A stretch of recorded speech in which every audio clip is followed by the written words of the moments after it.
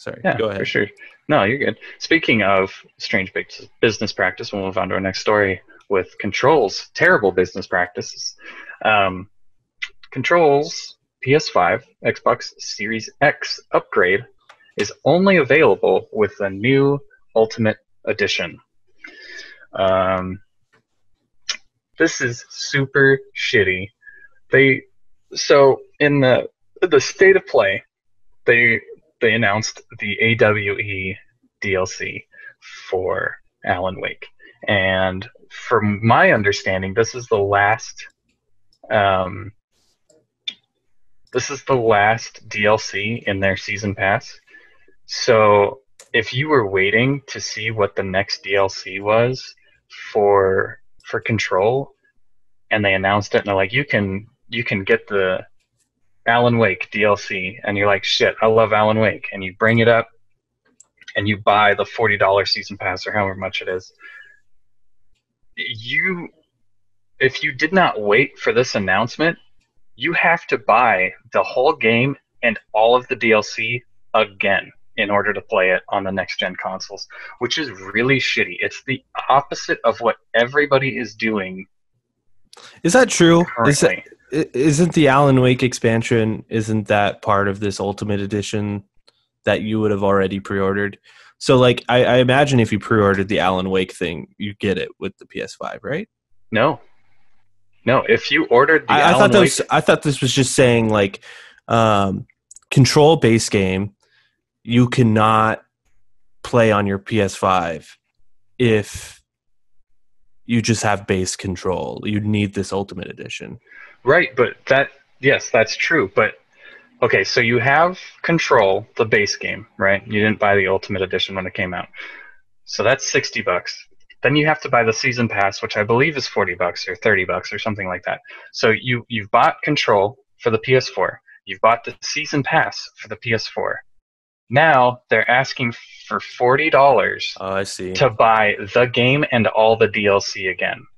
So I think this AWE, this Alan Wake DLC, is coming out for PlayStation 4, and it might, transfer over to the PlayStation 5. However, it won't matter because you won't be able to play it because your older Control will not work. And it just seems so scummy to me that they're like, Yeah. especially the timing of which they released everything. But yeah, it's a weird business practice. I do know that this game didn't make a lot of money. So I wonder if this is just a desperate move for more purchases. I think they're also aware. I think we're in the minority here, Nick, as far as people who have actually played this game.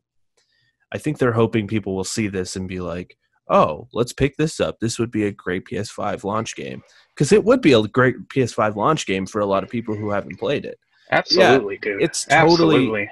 it's And if totally you shitty. haven't played it, then absolutely fucking pick it up or wait to pick it up. And I highly recommend this game.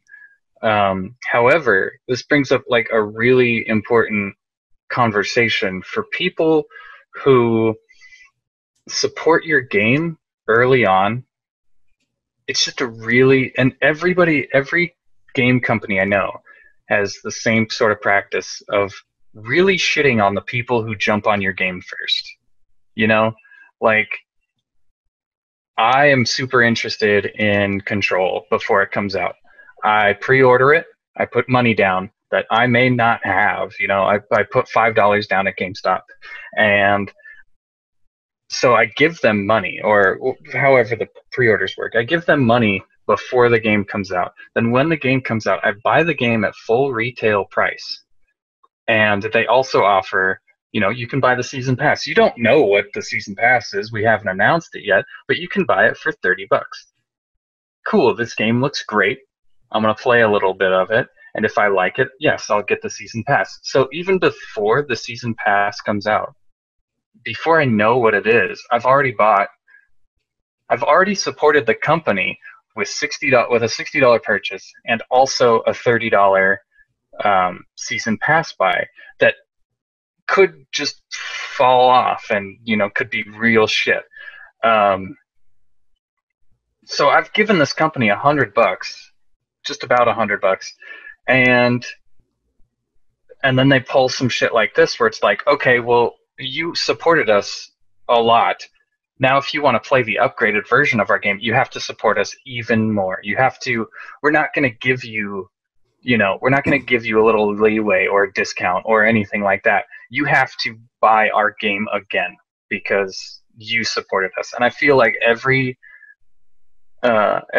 sort of game like that is just, there's a lot of games that do that. The one that comes to my mind is Destiny, where I had I was super stoked for Destiny 1, and I had like the Ultimate Edition and whatnot, and it came with the Season Pass, but the Season Pass was just like 2 missions or whatever, and it's like, this is super shitty. And then they're like, oh, but here's another expansion, but you don't get that expansion. You have to pay another bunch of money. But the people who didn't pay any money, who don't have the game yet, they can pay $40, whereas you have to pay $140. And it's like, no, like I should get something for being a long-term supporter. I feel like, does that make sense? I feel like I'm just... No, I think it's what you just said is very well said. I kind of want to clip it out and make it its own thing on the YouTube channel. It's so good. It's like, it's just one of those things. It really upsets me that I just get really fucking passionate about how shitty game companies treat their initial surge of fans. It's very, very true. Yeah, it makes me think of like Starbound early on when they kept deleting everyone's bullshit and they didn't do anything to like to compensate for that. They just deleted your games and they're like, sorry, you're an early adopter, so you just get to get fucked in the ass. You get to get fucked. Well, a lot of games, especially with what is that, Risk of Rain 2, I know that if you jumped in early during the early access or whatever, you got like $10 off. It's like, if you jump in now, you only pay $30, but when the game comes out, it's $40.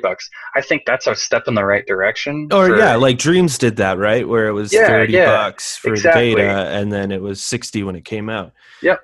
So like people do things like that, but yeah, they're definitely not doing it. It also brings up the question, like, what does this mean for backwards compatibility on the PS5?